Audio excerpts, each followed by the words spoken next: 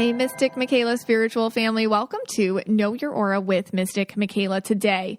Have you ever been touched by an angel? Today we are talking about miraculous angel experiences. So we're going to have Scott go into the human history of angels in a historical perspective. Then I'm going to talk about my own perspective, how I have dealt with angels in readings and in my own practice.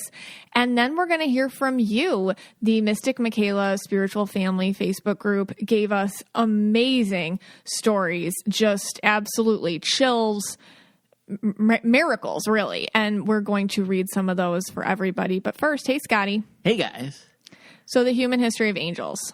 Yeah, so thank you for this task.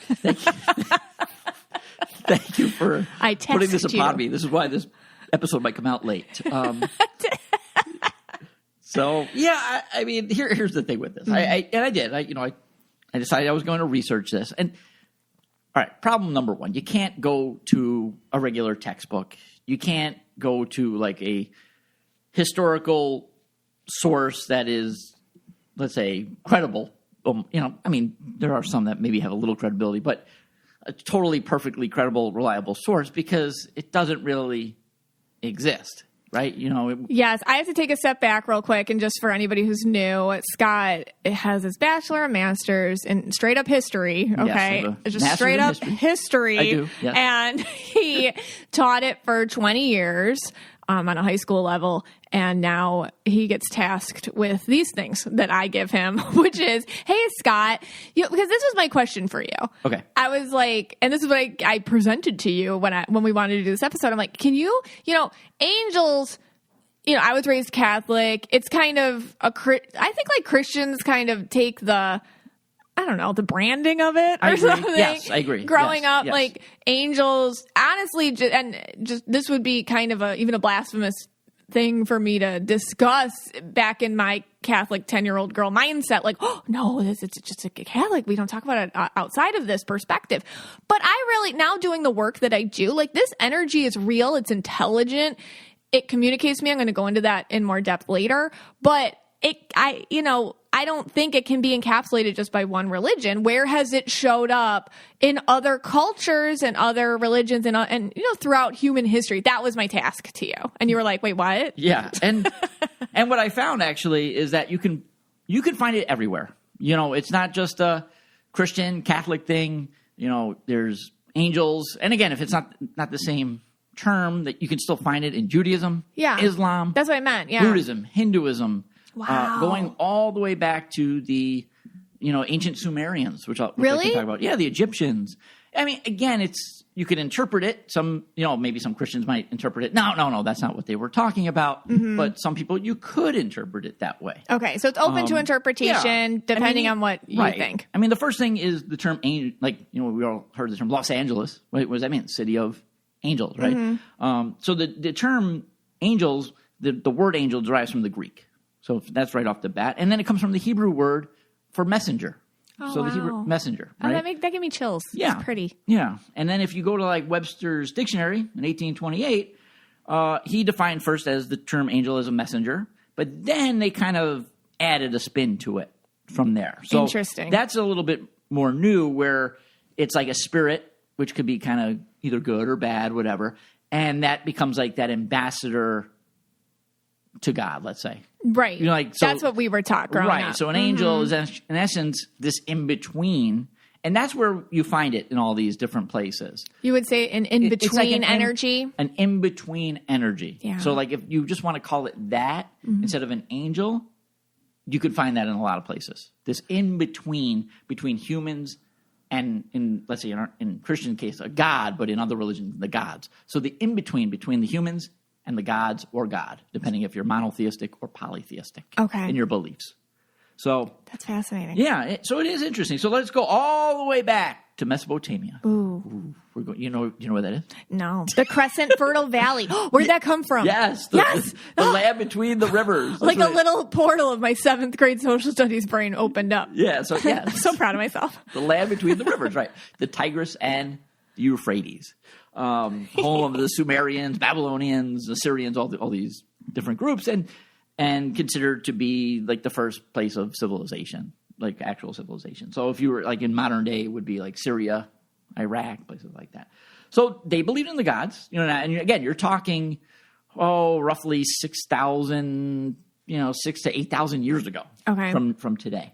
So they believed in gods, many gods, they had concepts of, I guess, like our concept of heaven and hell, different like layers. They saw things like in layers. A lot of times, different religions saw on layers. Like there's layers above the earth and there's layers below the earth. Their way of discussing planes, maybe. Yeah, like planes. Yeah, different levels. Like because I guess think about it. They couldn't explain like the stars above. So how do you explain that? Right. So that's like the level of the gods. It always makes me wonder what we can't explain now. Yeah. Yeah. So if you look into their some of the tablets that they found, there were a couple of interesting things. So in the city of Ur, in the Euphrates Valley, again, around 4,000 BCE, so you're talking like 6,000 years ago, they found a stone slab that showed winged figures. Wow. Yeah, okay. Descending from the heavens. Okay. And giving like the power of life to the kings. So you saw, they saw in these tablets like a cup being filled with water, the life force at that time. I guess you can call it an angel. I don't know, because it's a winged creature, winged god, whatever. So right there off the bat, we see, when we think of angels, we think of the wings. So I don't know. The goddess Ishtar is often seen, again, back in, you're talking thousands of years ago, as a winged creature. So, or having wings. And again, that's kind of what we think of angels today. So I don't know if you could put. I mean, is that a stretch? I don't know. You decide. What do you think? Is that a stretch? Well, I feel like I don't know. Yeah, no, that's good. Like, just give it to us the way that you logically. It could be. Like how you feel it could be. Maybe this is why. Do you think who is anybody studying this? Do you think? Like, I feel like this would be a great thesis. Yeah. If you were doing something. Yeah. Like an anthropologist or something. I think this would be like a really cool PhD thesis or something. Yeah, the problem with this is you're not going to be able to find, you can't go to, like I said earlier, you can't go to a textbook. You can't go to like a real, true, historically accurate source. So I had to like kind of go out and try to find these things. So I had to go through pictures of Ishtar and find it with the wings. So you're kind of feel like you're taking liberties here. Is that what you're saying? Or you're making jumps or? No, I'm just trying to find. Or being honest about how you did it or? Yeah, I'm trying to find some sort of little thing that would connect it. Okay. So what I'm actually going to be trying to do here is what a term historians use is called cultural diffusion. Okay. Which is where, you found these, let's say you found in the city of Ur, this image of a winged goddess giving life to the king, and then that going through time, let's say being passed down from the Sumerians and the Babylonians to the ancient Greeks to the Romans to the Renaissance in Europe. So where that could have been created. So that's, I just kind of gave out, by what I was going to be trying to do here. No, that's good. Yeah. So you're saying that.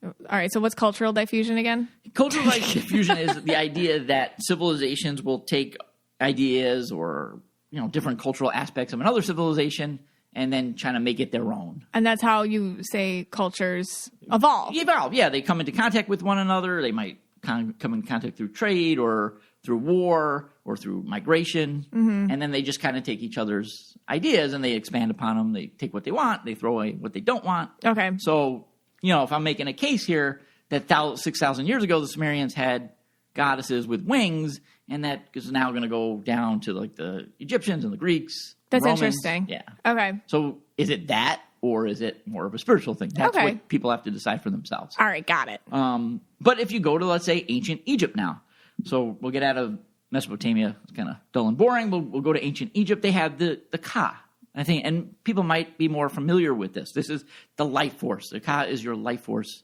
to the ancient Egyptians. So this is like the force that sticks with you your entire life in ancient Egypt. Okay.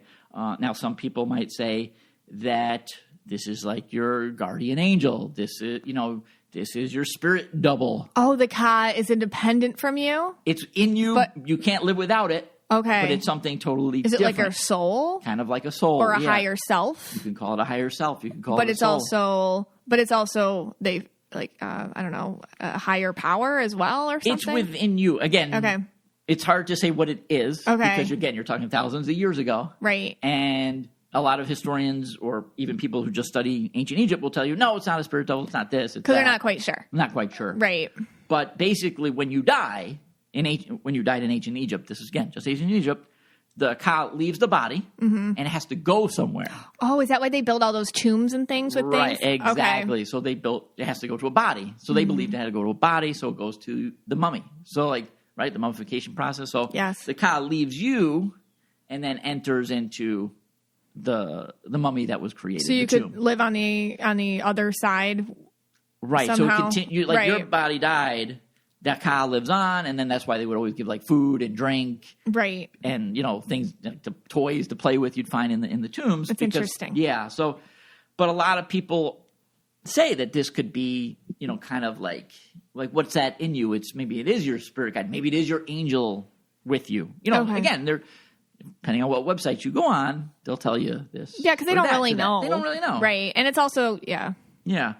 And then in Egyptian goddess, Isis, queen of all the Egyptian goddesses, I found a lot of times that she was found with wings again. So again, that.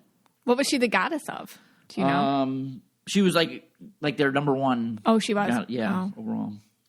But then we can keep going on this. So we can go to the Greeks. Okay. So Hermes, the Greek, he's the divine messenger. So now we're getting a little bit more where it's taking on something it's starting to resemble something we ourselves have adopted. Right. So okay. Yeah, and Hermes he's the go-between. He's the god between the gods and the people. Mm-hmm. So he's the messenger. Have you ever seen a picture of Hermes? I don't know. No, he's got the winged hat. Hat? He's got the winged shoes. Oh, yeah. Sometimes he's seen with wings. I feel like they use him in some branding for delivery services and things like that. Or I'm getting a cartoon in my head from when I was a kid about that or something. Okay, yes. Yeah. So you have that. Iris is the goddess of the rainbow. You're going on the Rainbow Bridge? And that's the Spanish word for rainbow. So she's Arco Iris. Mm-hmm. Yep. So she's the bridge between heaven and the earthly plane. Okay. She's also always seen with wings. Oh, that's interesting. So she's also seen with the wings. Rainbow. Oh, that's really, really fascinating. Exactly. So, but here's where you don't know. You take all this information, right?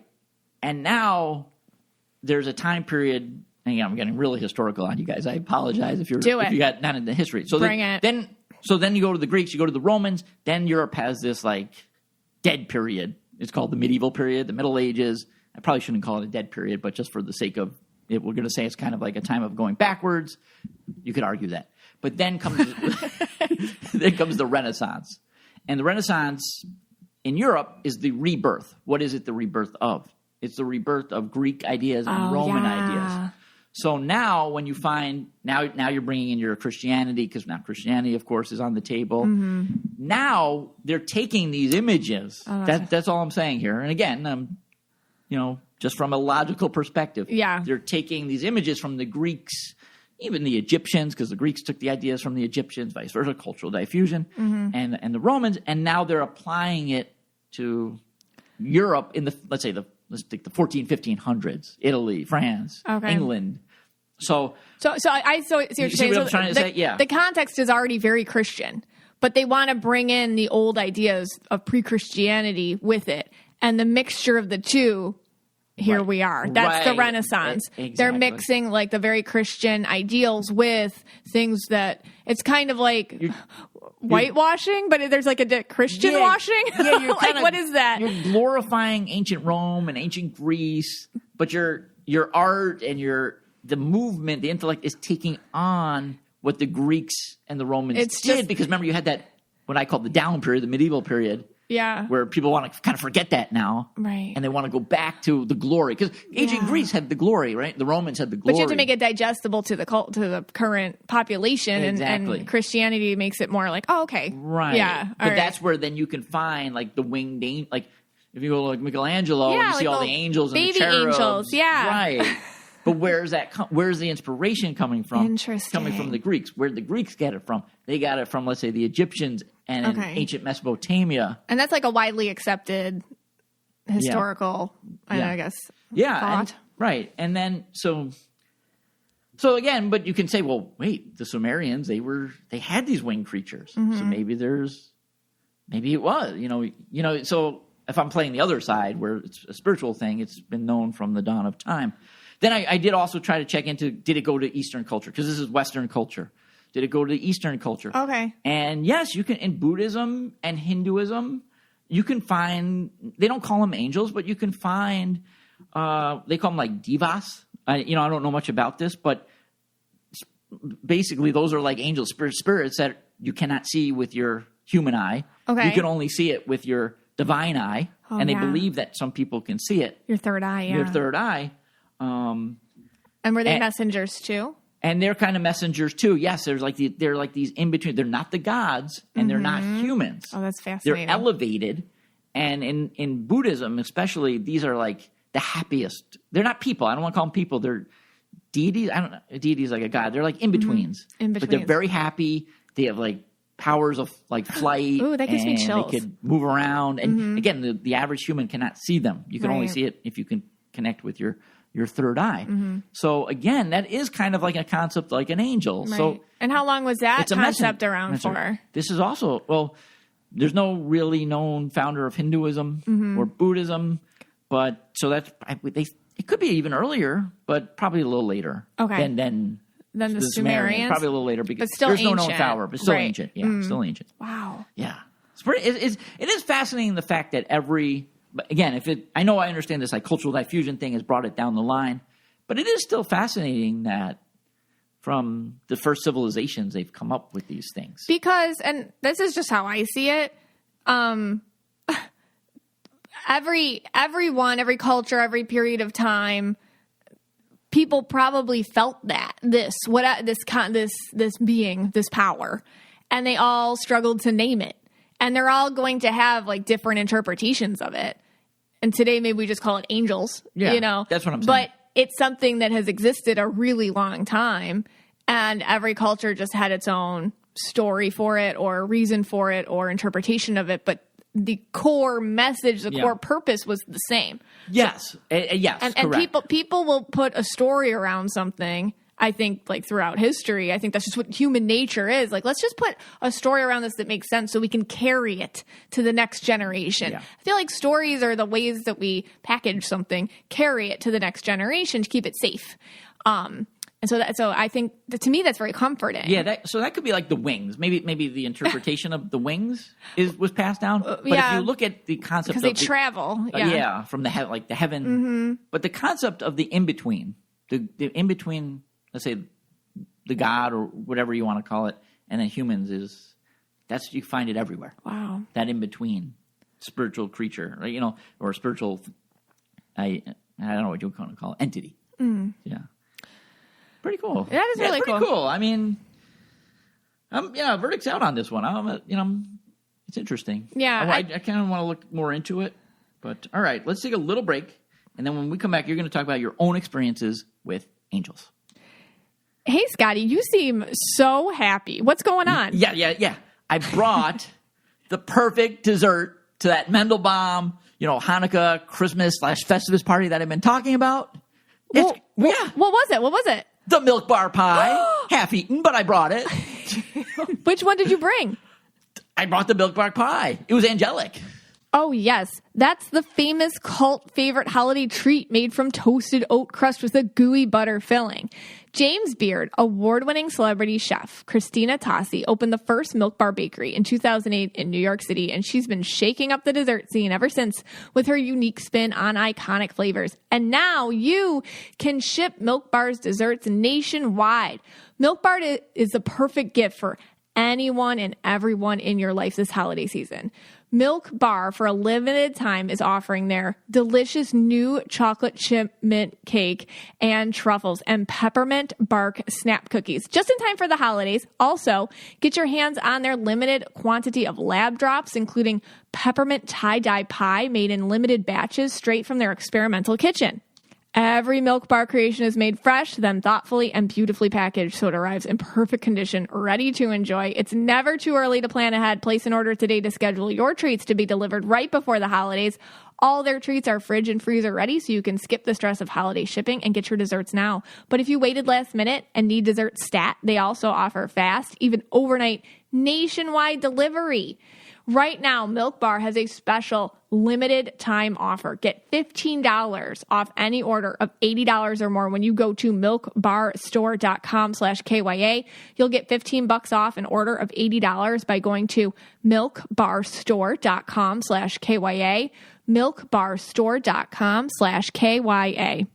Most of you have probably heard me sing the praises of Prose, the world's most personalized hair care. And for those who haven't, I want to tell you about the incredible results I've been seeing since using my customized Prose products. I use the curl cream, the custom curl cream, and the custom pre-shampoo scalp mask. And let me tell you, my hair is shinier, smoother, softer, and stronger. I absolutely am floored by the in-depth hair quiz they gave me when I got started. They asked me amazing detailed questions, my zip code, what I eat, the damage level I have, how much I exercise or not. By analyzing over 85 personal factors, Prose determines a unique blend of ingredients to treat your exact concerns. I mean, it really is custom. Prose also has a review and refine feature. It lets me tweak my formulas for any reason, like change of address or hair color or even my diet. As a carbon neutral certified B Corp, Prose is an industry leader in clean and responsible beauty. All their ingredients are sustainably sourced, ethically gathered, and cruelty-free. They're also the first custom beauty brand to go carbon neutral. If you're not 100% positive Prose is the best hair care you've ever had, they will take the products back, no questions asked. Prose is the healthy hair regimen with your name all over it. Take your free in-depth hair consultation and get 15% off your order today.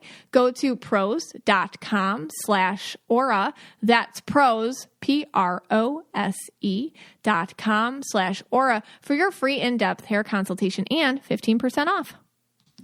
So I wanted to just give my own perspective from doing the work that I do and the readings that I've done with angels. And this is just me. This is my firsthand experience. Take it or leave it. Take what resonates, leave what doesn't. Like I always say, this is just from me. So first of all, I call angels spirit guides, and I use those two words interchangeably. For me, spirit guide just kind of more accurately describes what they do. But for me, it's the same thing. Angels and spirit guides are the same thing. My perspective on them, especially since doing the work that I do, is that they are your personalized, high vibe kind of team that sticks with you. And on the other side, they know you, and it's almost like they're kind of like your coaches throughout this life, and their task is to keep you on your life purpose.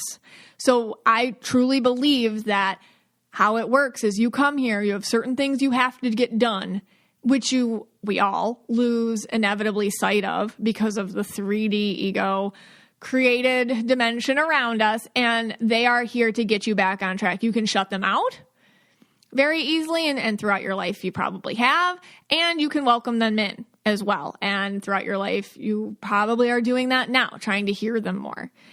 I feel like with spirit guides or angels or whatever you want to call them, it can trip people up if they don't want to believe in it. And it's kind of like Scott was just saying, like maybe you don't want to believe in these like winged creatures fluttering around you. I mean, and for the purpose of whatever works for you, you could call them whatever you wanted. You could even deem them as some sort of representation of your higher consciousness, if that makes you feel better. For me, I feel like they are separate, intelligent beings who are not human, that are celestial in some way. They are eternal, and they are tasked with aligning energy in you the way it's supposed to go. So I feel that they're separate from us, yet tied to us through some sort of bond that we share with them. So how do they work during reading? So for me, when I read somebody, I talk to your angels or your spirit guides. I talk to them, and they mostly, actually, they talk to me. If I like, that's kind of how it works, because they're very, and how do I put this? I'll say this to you. If you've had a reading with me, sometimes I'll say like, okay, spirit guides are always very direct, and they don't mince words. So sometimes I will try to make something they say a little softer, because I know you won't be able to hear it if you are hearing it the way the spirit guide just said it, because they're very, very blunt. But sometimes they're like, and don't sugarcoat it. This person asked for it to be straight up. And then I'll be like, okay, here it comes. Boom, like that. And most often when I say that, somebody's like, yeah, I did ask for some direct honesty here. But having said that, their voices are very blunt. They're very honest. They do not mince words, and they don't care about your human emotions, which get in the way. So if you are having a victimized vibe, or you're not able to handle hearing something, or if hearing something makes you sad, they don't care. And it's not a nastiness. It's just kind of like they can't relate to emotions that are ego-based. What do I mean by that? It means like if hearing, listen, you're in a cycle of taking abuse to feed your narrative of victimization, because that for some reason like makes you feel like you have worth. And because they'll just talk like that. And if you're like, oh my God, that's so insulting, they don't resonate with worrying about that feeling, because that feeling for them needs to be gone. So they're very direct. And I think that's the biggest thing I can say about them. They don't feel of this time. They feel outside of time. Like they don't speak to us the way that everybody else speaks to us. They speak differently. It's kind of like a timeless feeling. The other thing is sometimes I'll get words from them, but most of the time I just get like images, third eye visions, feelings, and just kind of like drop down knowledge. The other thing is the way they speak to you. It's very kind of like subtle and profound, and they don't say it more than once. So when you get a message from your angels, it's kind of like, for example, he's not the one for you. And that's it. You want to listen to it? Awesome. And you can get better at listening to it. But if you don't, they're not going to sit there and keep telling you. They're kind of like, I told you, and there it is. And then like later when you find out that was correct, you kind of go back to it. It's like, oh, I did get that feeling. So they're just direct beings.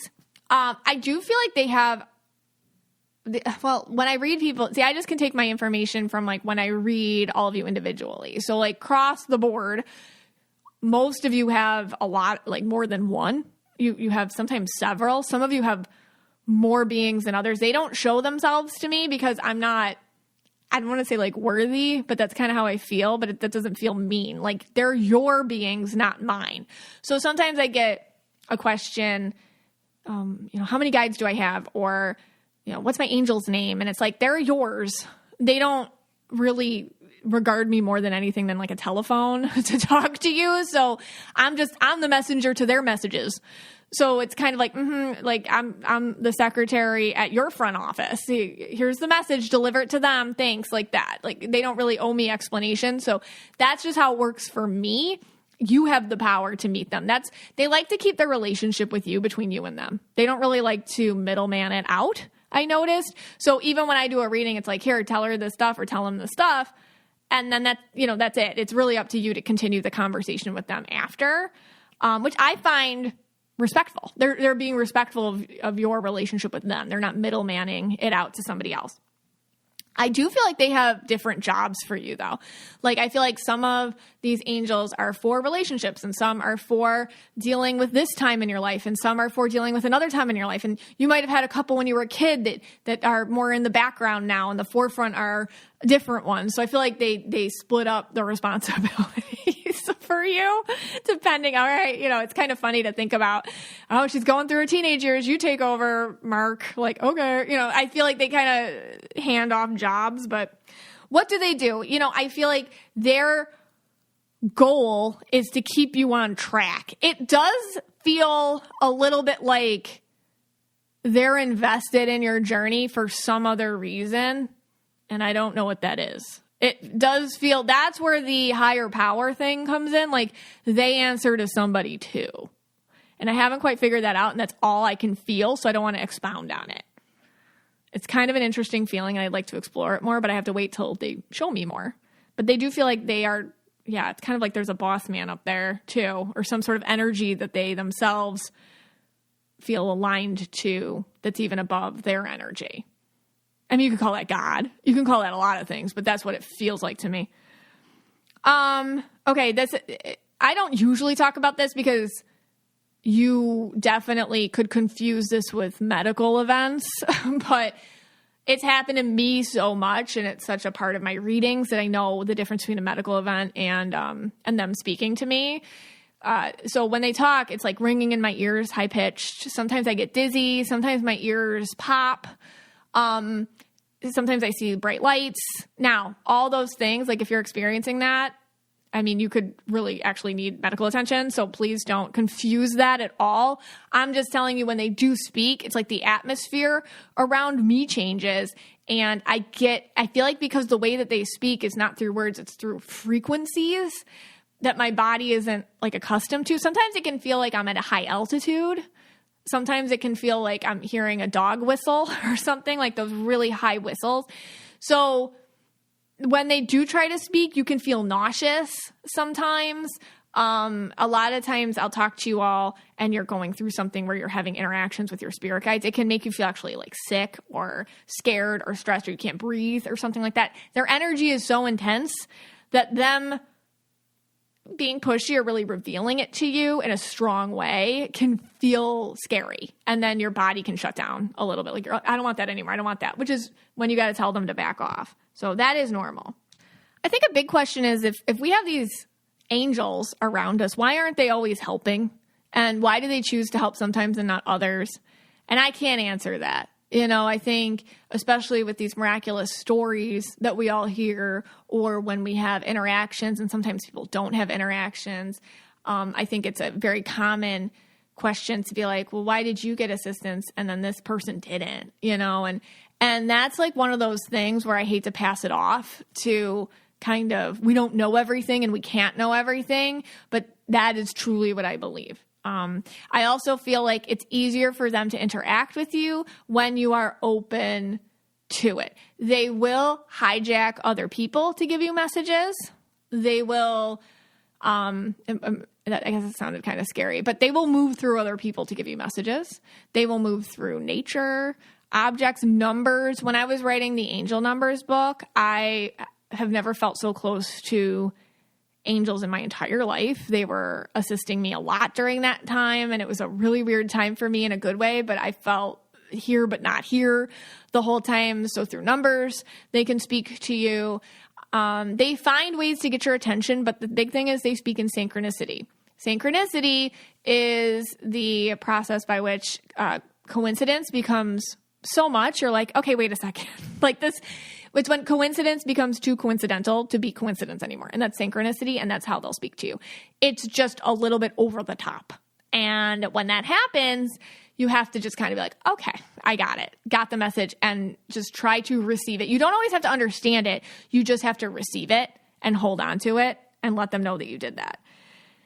You can call them into your life more this way. When you see something, when you're open to it. I think a big thing with humans is we don't want to get fooled. You know, like I don't want to be fooled, or I don't want to think something is if it isn't, or I don't want to read into signs all day and whatnot, because you can't outsource your belief in things based on what's happening around you. You can't. It has to be an inside job. You have to feel things inside of you and find truth in there, not always outsource your belief to whatever. So they don't respond very well to, okay, if this is what I'm supposed to do, show me a sign. You can do that every once in a while, but if you keep doing it, or then they do show you a sign and you're like, didn't notice it, and you're like, well, I need like 3 more signs, and these need to be what they are exactly.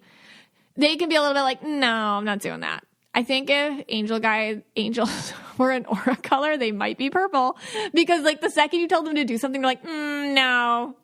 So I feel like with that, it's important to understand that just like you wouldn't want to be spoken to that way, they don't want to be spoken to that way. So you have to be polite with them and think like, well, how would they interpret that? Also, they don't have an ego, so they don't care if you believe in them or not. That's the other thing. Like, you don't believe in them, that's your loss. Like, shrug, they don't care. So they're not trying to get you to believe. That's on you. And honestly, on the other side, you'll figure it out anyways, which is for them is like a blip on their radar. So testing them is not how you call them into your life. Noticing what's around you with gratitude and be like, oh my gosh, my angels, hey angels, okay? That's a better way to do it, and just not expecting anything more than what you get. And then they get a lot stronger for you. And then your communication starts to become, I think they have a sense of humor because it can get even more comedic. Sometimes they do have, you have your own relationship with your angels that is unique from anybody else's. So the way that they speak to you is unique to your relationship with them. So you can also, like I talk about this in my angel numbers book, use numbers back at them. Okay. Like if you find a number that speaks to you, something that you want to bring more into your life, start using it, start doodling it, start incorporating it wherever you can, that number, and see what you get back. So you can talk back to them too, and they appreciate that. I feel like the biggest thing people say, like, have I ever seen an angel or something like that? And it's because Scott was talking about having wings. When I see them, and it's been very, very rare, and I'll only sometimes see them when I'm doing readings around people, it's a third eye thing. That's the first thing, meaning it's in my third eye vision, which for me, I use so much, it feels like my physical eyes at this point, so I trust it. And that can happen for all of you too with practice, but it's more of just kind of like a really multicolored glow, a heavenly, bright, illuminating light. That's how I see them. It's like a presence that it looks like a kaleidoscope of color that you could or could not see depending if you looked. And it's a feeling as much as it is a seeing. So that is how angels play into my own life. That's how I have seen them and interacted with them. And I feel like if you take nothing else from this today, think about how you can build your own relationship with that energy around you to improve your communication. There is no truer way to say I love you than by taking care of each other. That's why this year, the gift of health, it's all you need. And with Everlywell, you can find 30 plus at-home lab tests, vitamins, supplements, and more for every person on your holiday list. Everlywell is a digital healthcare designed for you with personalized results and accessible tools for long-term health. With over 30 at-home lab tests and high-quality vitamins and supplements, you'll be able to find the perfect test for you or your loved one. The women's health, food sensitivity, and celiac disease screening tests are only a few of the options. Here's how it works. Everlywell ships products straight to you or your loved one with everything needed in one package. And if you ordered an at-home lab test, the sample can simply be collected at home and shipped back to a certified lab in the prepaid envelope included with the test. Digital, physician-reviewed results are sent straight to your preferred device in just days. If you ordered vitamins and supplements, you can start adding them to your daily routine right away. It's super simple. Over 1 million people have trusted Everlywell to support their health and wellness goals, and now you can help your loved ones do the same. I've explained to you guys how much I really appreciated the food sensitivity test. It was so insightful. And now for Christmas, I'm giving one of my really close girlfriends the women's health test. I feel like she is going to unlock a lot of stuff in there. Then she can begin to take next steps.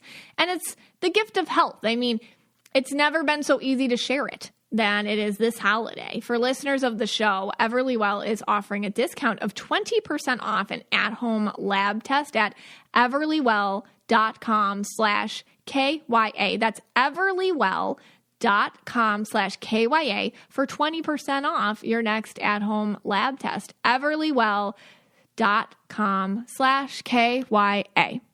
Hey, Scotty. Hey, bro. Hey, man. Hey, dude. Hey, bro. Hey, dude. How you been doing? Hey, I've been good because at night I've been sleeping like an angel. with my new Dadgrass nighttime gummies. Oh, yeah, those are great. We'll sleep tight. Will do.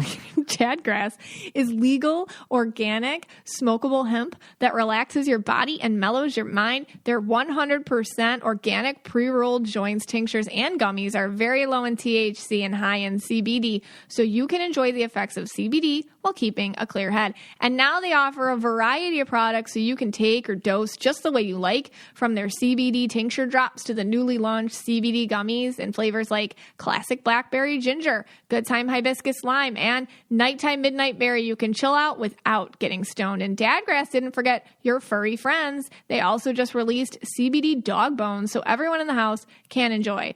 All Dadgrass products are federally legal for ages 18 and over, and it ships right to your door anywhere in the U.S. Right now, Dadgrass is offering our listeners 20% off your first order when you go to dadgrass.com/KYA. Go to dadgrass.com/KYA for 20% off your first order. That's dadgrass.com/KYA. Hey, Scotty. Hey, guys. So today, I really wanted to talk about MMSF members who've been touched by an angel. Do you remember that show, Touched by an Angel? I do not. Okay, I might be aging myself, but it was on CBS and Roma Downey was in it. And every single episode was like somebody who needed angelic like interception in their life or whatever. And when they received her great message, like when she revealed herself to be an angel, she would start to glow. I'll tell you, it was such a good show. I don't know if that coincided with the show Quantum Leap. It was like that. It was like that. He was also like kind of like an angel type figure. But I will tell you, after that show ended, how horribly it ended. I did not watch any other TV shows for about 10 years. Yeah, it's been hard for you. I don't know if it was like after that or yes, before it. I think it was after or concurrent, Yeah, so but it was a good show. Nobody ever got mad at it. Yeah, I would have watched it. Anyways, so I wanted to ask the MMSF their experiences with angels, Okay. any miraculous encounters. And okay, this is, I think it's perfect for the holiday season too. And these kind of stories make you believe, okay, in something. Go to the thread and read them. You all just shared the most amazing, like chills, beautiful, just love. But we have highlighted a couple. And this one was like, whoa, to me, because she also included pictures. So this is Kayla Joe. She says, back in 2009, I was in a severe car accident. A nurse climbed in my car and talked with me. She kept me awake and calm until the emergency crew got there, which was approximately 30 minutes because it happened on the county line. I've tried over the years to find her.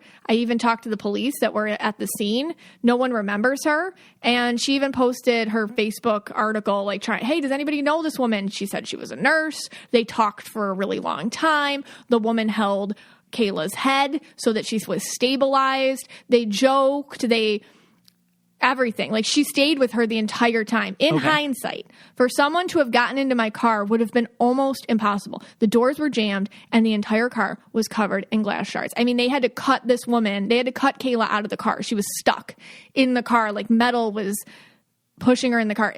And Kayla put a picture, and this is where, if this already doesn't give you chills, looking at this picture, well, it looks like God or something took the car and it looks like a crumpled piece of tinfoil. That's what the car looks like. There is no way somebody could have crawled into the back seat at all, let alone stayed there comfortably for hours doing this. There's just no way. Wow. And she just feels like at this point, it's her angel. Nobody else remembers. Nobody remembers this. No. Does she remember what she looks like? I have so many questions. I don't think she could turn her head. She did not mention that, but I don't think she could turn her head, and she was stuck. So, I mean, I'll have to post it. There's just no way she could have gotten in the car. Wow. It's kind of crazy. So there's one. All right. I have a lot of questions about that one. Okay. I mean, that I really would love to know. All right. I picked out one from Dawn Z, and here it goes. It's a little bit long, and I'll probably botch most of it, but bear with me. All right, so Dawn writes, my husband and I were out to dinner, and I saw a lady come and sit down by the counter. She didn't order anything. She had grocery bags by her feet. We live in the Chicago area, and it was 20 below zero that night, so very cold out. Sometimes I hear stuff in my head. It was through this group I realized I'm clairaudient. Anyhow, all of a sudden there's this yelling happening in my head telling me I need to go talk to that woman. It wouldn't stop. So I actually yelled back in my head, For God's sake, please let me finish my coffee, and I'll talk to her while my husband pays the bills. I got back. You promise me? Yes, I promise. So she's having this conversation. Oh, that's her inner dialogue with her voices, voices. A few minutes later, while my husband was paying the bill, I went over and sat with the woman. I introduced myself and pointed out to my husband, told her his name, and then said, "How can we help?" I have no idea where that even came from. This poor woman burst into tears and told me that she needed groceries. So she had walked from her home, and it was cold, and there's no way she could walk back. Okay, no, this was in the 1990s. So she's stuck. Oh, this is the 90s. Yeah, okay. So there's no Uber, no cell phone she rides. Right, no she's Instacart. stuck with groceries. It's freezing out. She has to get home. Right, and I guess she has no way to get home, right? She said that she had been praying hard for God to send her an angel to help her, and that she believed God had sent me. We happily drove her home, and when my husband asked me why I had struck up a conversation with her, I told him because I was told to. Okay. And he's like, okay. And what I learned that night was we're all angels for each other. Oh. That's how the Holy Spirit works. It sends us to help one another. Wow. Wow, and that's incredible. The reason why I picked this one is because it kind of goes back to what I was trying to, teach in the first segment, that it's these like go-betweens, and even us could be the go-betweens. You know, she heard this voice in her head, whatever, and if you believe that or you don't believe that, I think that's irrelevant. But she's still a go-between. For that woman, she was the angel. She was the go-between. Yes. So we all have, that's fascinating. That's fascinating. I mean, they can kind of use us, right, if we're open to it, to do angel work for each other, which is like, there's no greater gift to give somebody than just to do that. Yeah. That's amazing. It's amazing. And I trust MMSF members. Oh, so I know. More than the average person. Yeah. And it's true. For me, I don't know, but I believe that. I believe she heard that. Oh, yeah, I do too. Yeah. I think that's hard for me to say that. Well, whenever we do these Ask the MMSF things, it's funny, like Mr. Skeptic Scotty, like you could read all sorts of things, like the news could feature somebody, but if an MMSF person says it happened, you're like, it happened. I'm just more apt to believe that. Well, yeah, we're a good crew. Yeah. All right. I have one from Jill. Okay. My friends and I were at a lake house one summer and decided to take the canoe out, one paddle, not prepared at all. A storm came out of nowhere and we couldn't paddle back. We made it to this little island that had a dock so we could safely get out of the canoe and wait it out. The storm got worse, so my friend's parents came out looking for us on the boat and had to rescue us. The next day we went back to the same island and the dock was not there. Like it vanished into thin air. 7 pairs of eyes on it. It was so freaky. My friend's parents are super religious and told the story at church for years that angels had rescued us that day. Yeah, I love that one too. Actually, it was the next one I was going to read. I love that one. We do pick them out independently, so maybe we should probably. I loved that one. Yeah, that was incredible. Like, how cool is that? That's got it all. You got the storm, you got the canoeing. Yeah, you got kids, parents, religion. Mystery islands, disappearing. That's awesome. I love that one. That was really cool, and that was the one I was going to read. All sorry. Right, you want to do am I doing another one then? Yeah. All right. Yep. Oh, by the way, big theme was cars. I feel like angels are really with us when we're driving, by the way.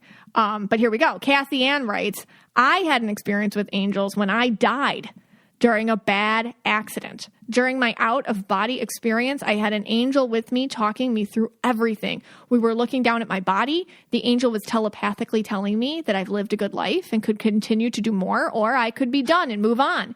It was the most peaceful and calming experience I've ever felt. There's so much more that doesn't fit into a Facebook comment. Wow. I mean, I believe that too. I believe obviously I believe everything the MMSF tells me, but like that one, I don't know. Like sometimes, when you read something and you just feel something in you, that's what I got reading Cassie's there. Okay. Amazing. Do you have another one? Yeah. Okay. So this one, Tony P. Okay. My stepmom was hiking in the Grand Canyon on some very intense trails. There was a point when she slipped and almost fell off a cliff. Someone grabbed her backpack and pulled her back, saving her. She turned around and no one was there. Whoa. Her sister is very intuitive and told her it was their mother who had passed away a couple of years before. My stepmother is not someone who fabricates stories and was emotional and as she told me the story, I have no doubt it was her mother there to help her, which is interesting. And I chose this one. Now, it is a secondhand account, so it didn't happen to Toni herself. It was a stepmother telling her that story. But what I did find was there are a lot of people, and you hear these stories all the time, like, like you said with the car accident, like they came at it without a scratch, or, they felt falling down a cliff and nothing happened. They missed like the point that would have killed them by like an inch. Yeah. So like, what is that? There's got to be something to it. Somehow someone pulled her backpack back. Did that happen? Or it's interesting. It's an interesting concept. Even when we were doing the Matrix episode, a lot of people had similar instances when like a car swerved in front of me and I was ready to be hit, and all of a sudden I'm in a whole different lane. Yeah. So it's you could cross kind of genres here a little bit. And if you were a skeptic, you could be like, oh, somebody it happened in their mind that way or something. Like you could go all over the place with it. I think like the point is you felt like something happened, and that last minute kind of saving thing, it wasn't your time, I think is how we kind of explain it to ourselves. And maybe for some people it is your time. Like when Cassie's talking about the angels giving her telepathically a choice, like, hey, it's up to you. Crossroads, you want to go back or you want to be done? It's kind of like a choice. And I think that's interesting. I really feel like we have a couple outs in our life and we get to take them or not. Subconsciously, like our soul level selves, we have outs and we can take them or not. And I wonder if these like, grabbing your backpack and pulling you, like you chose, nope, not my time. That isn't my out today. But I will say, because we went to the Grand Canyon, there are a lot of places you can fall. So everybody be careful. Yeah, be careful. But all right, interesting. This is a secondhand account too, but I thought it was interesting because it was a story about a child seeing an angel. So Leanne writes, I will share the story of my niece. She was a toddler playing on the front porch of an old house. She tripped and fell, causing her arm to go straight through a glass pane in the door. My sister came running to see what happened and to calm her down. Not only was she not even bleeding, but she didn't even have a scratch on her arm. When my sister said out loud, it's a miracle you didn't get any more injured, my toddler niece said, that's because I saw my angel. She described in so much detail what the angel looked like that my sister had a painting done of it. Whoa. I want to see the painting. Me too.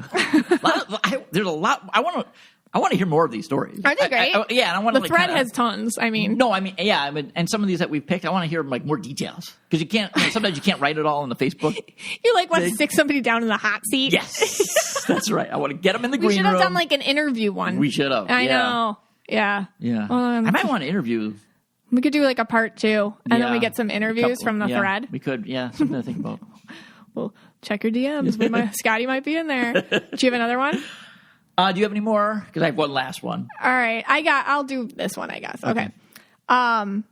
Yes, my oldest friend did. About 20 years ago, give or take, she was in a really bad car crash with her parents. She was sitting in the back seat, and her mom and dad were in the front. This crash took place on a fast street. If you are familiar with the Temecula, California, you can probably imagine which street this occurred, where the average speed is 45 or 50 miles per hour. The crash happened, and both her parents stumbled out of the vehicle and away from the vehicle. But my best friend was dazed and confused and still sitting in the back seat. She says, a man opened her car door and said, okay, Catherine, it's time to get out of the car now, and helped her out of the vehicle and away from it to the sidewalk. The man held her hand and walked her to a safer area. A few moments later, an oncoming car plowed right into their car. She would have most certainly died had the man not come to her aid and guided her away to safety. My friend turned to find him to thank him for saving her life, and he was gone. She asked her parents and the paramedics where the man went, and they told her they never saw him at all. Whoa. So many questions. Wow. Isn't that crazy? That's crazy. I mean, I know. Yeah. We just keep saying like that's crazy. No, it is. It is. I mean, it is. There's like it's just these like awe. Yeah. And I have one last one that is very, very strange. All right. This is from JY. Okay. Just JY. They didn't write JY. Okay. And they write, I was standing next to a table and chair that I had carved out of an old oak tree. It was a rather cool Lancaster morning. I noticed a figure that began to eat off of the table, and I heard this voice that said, go to me, my twin flame. Oh, my God. So I don't know who this person is. I don't know who they're talking about. Is this overtime yet? No. All right. All right, I'm calling it right now. Overtime.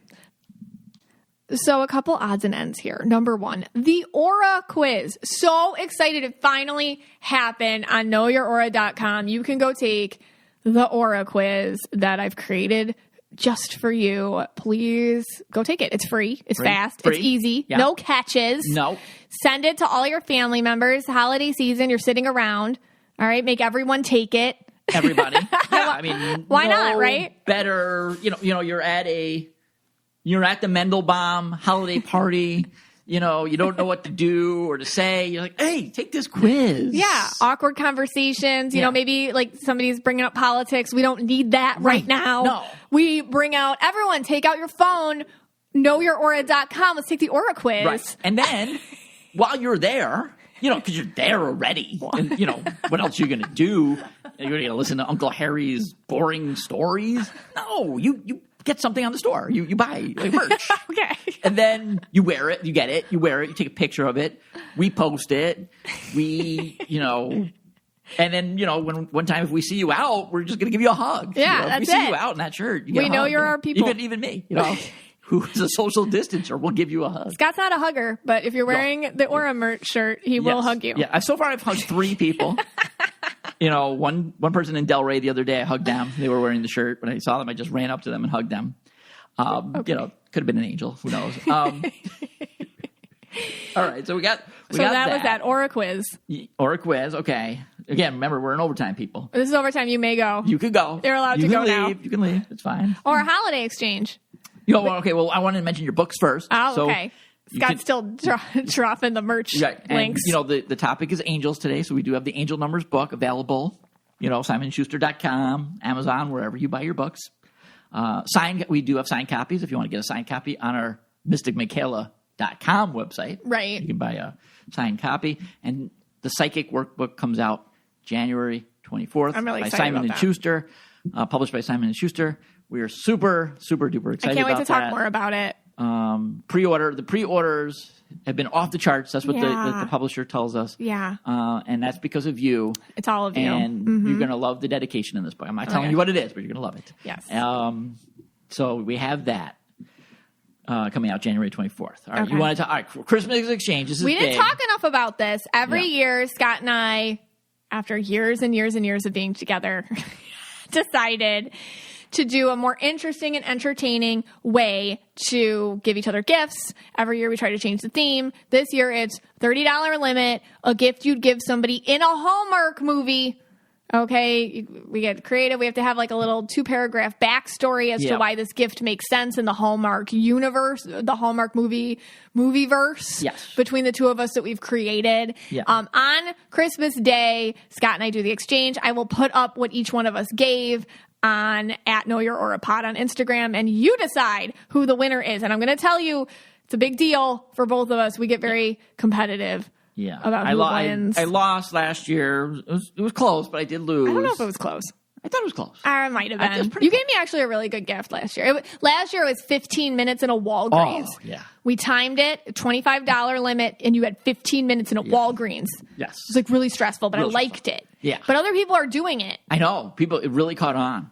I think next year maybe. I saw this weird store called Ollie's. I want to investigate that. Oh, no. Yeah. I don't like that store. You don't like that store? It's too disorganized for me. I think like TJ Maxx would be better. TJ Maxx? All right. Like, oh my God. I got one for next year. Okay. 25. Okay, so I went to TJ Maxx and I realized there's a lot of TikToks about this, but I didn't know that before I myself experienced it.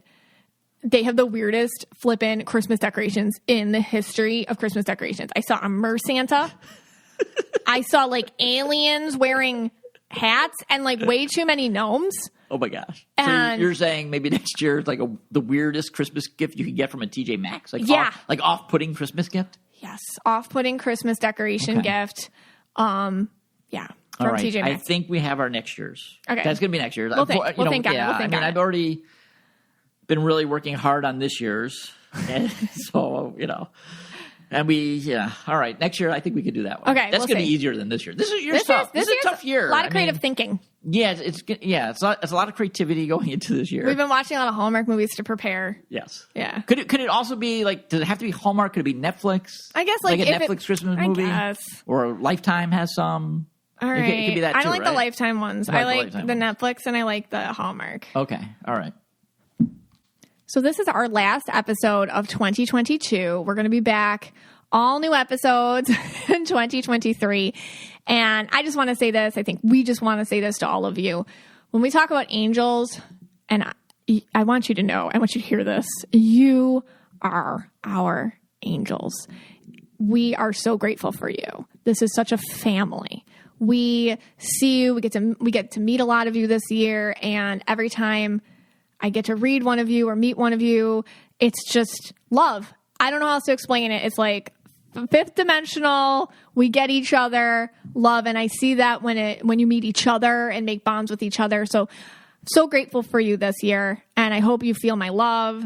Scotty, what do you have to say? No, that's amazing. I think I couldn't say anything better than you did. That was perfect. I do have a little friend here, our little Abby, who also just wants to wish everybody a happy holidays and Merry Christmas, Happy Hanukkah, all that jazz. Abby, what do you want to say? Happy Christmas and Happy Hanukkah. Thank you, Abby. And this podcast is for you and about you, and we're so glad you spent some time with us today.